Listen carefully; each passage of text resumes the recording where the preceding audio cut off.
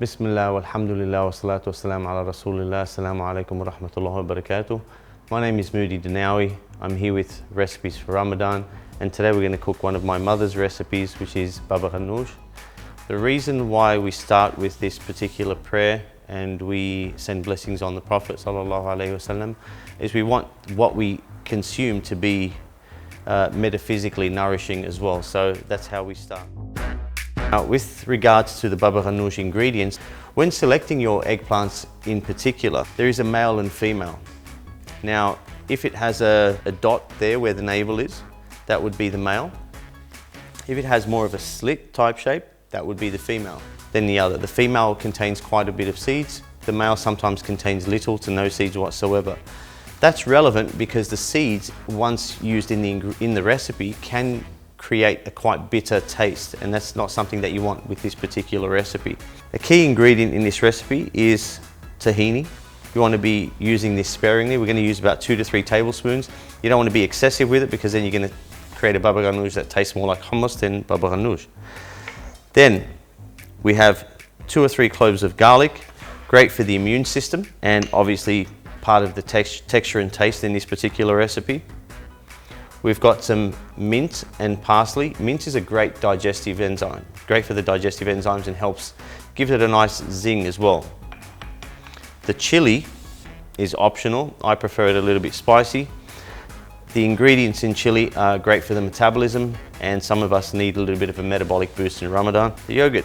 This is not so much a traditional ingredient, however it is a nice cooking hack because it gives it a nice homogeneous texture and makes the aesthetically challenging dish of baba ghanoush a little bit easier to plate and a little bit consistent in how smooth it is when you do plate it in your vessel. With regards to the dips that you want to use with this, now the traditional way to have it is with some Lebanese bread or some pita bread. However, if you want to keep things low carb, low GI, a great thing to do is use vegetables. Cucumbers are great for the vitamin E and the antioxidants. Capsicum serves also as a great dip. Now the first step is to poke your eggplant because once you do that, it prevents it from collapsing when you put it on the stove, when you put it on the barbecue. The barbecue is a great option because if you've just cooked some meat, that will be infused with the flavor into the baba ghanoush and give it a nice rustic taste and texture. So when you guys are selecting your eggplants, this is what you want as an outcome when you select it. You want it to be pretty much seedless, as we have here. Step 2, we're going to move over to the stove where we're going to be grilling the eggplants.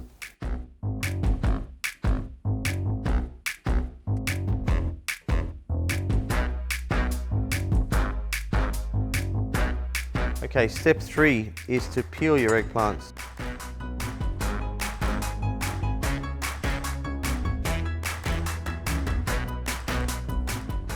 The high oxygen absorbing radicals in eggplants make it one of the healthiest foods on the actual planet. And it's filled with an abundance of bioflavonoids, phytonutrients, vitamin K, magnesium and potassium. Magnesium and potassium especially important during Ramadan because they are the minerals that are going to prevent you from cramping and actually help you stay hydrated because they help you retain intracellular fluid inside your body whilst you're fasting. The remarkable thing about eggplant is that it's one of those vegetables that is rich in omega-3 and omega-6. So that's correct. You don't have to get your source of omega-3 and omega-6 just from fish alone. So we're using about 2 to 3 cloves of garlic, 2 to 3 tablespoons of tahini filled with good fats, essential fats.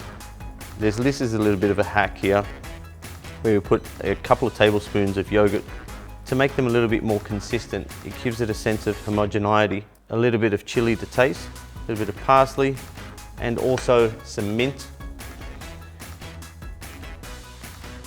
So you want to use a whisk. This is a multitasking type of technique when you're making baba ghanoush because when you're using a whisk as opposed to pressing it, if you notice at the tip of the whisk, it picks up that residue that you don't want.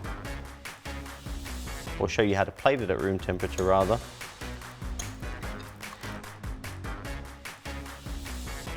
a few leaves of mint, and also a little bit more chili, pomegranate.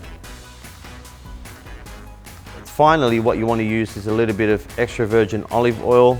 It does change the texture of the dish a little bit, and your baba ghanoush is ready to be served.